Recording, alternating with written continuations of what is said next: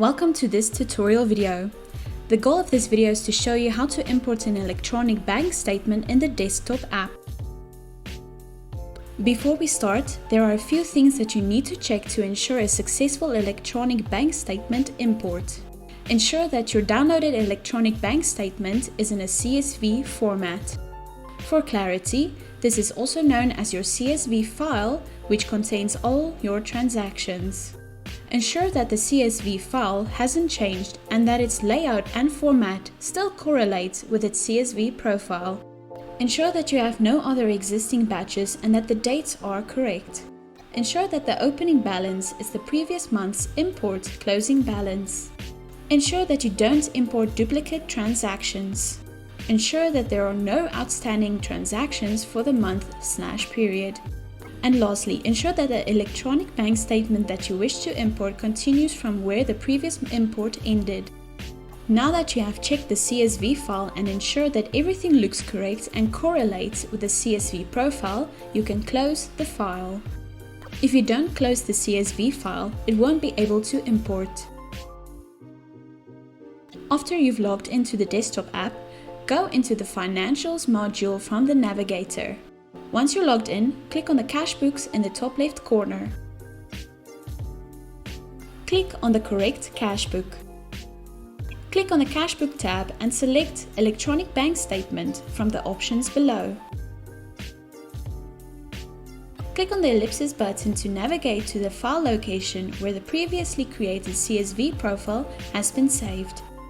After selecting the correct CSV profile, click on the Open button. Now that you have selected the applicable CSV profile for the electronic bank statement, you can now import it. Click on the ellipsis button next to the Batch to Import field to choose the CSV file. Again, click on the Open button to select the file. Check whether you're happy with your batch description underneath, which can be changed according to your preference.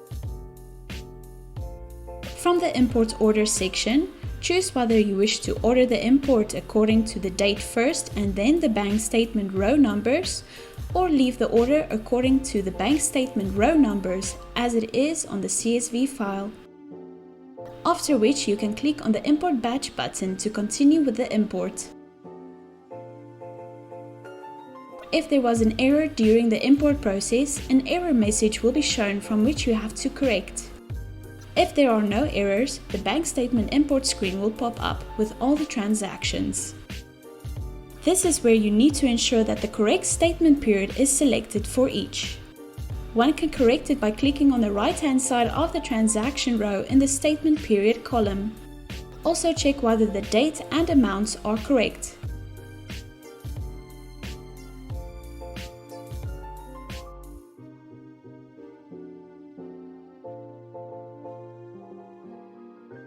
Once you're happy, click on the OK button. The display report will show exactly which transactions were deposits and checks, as well as the total of the sum of all the transactions. Click on the Close button to continue.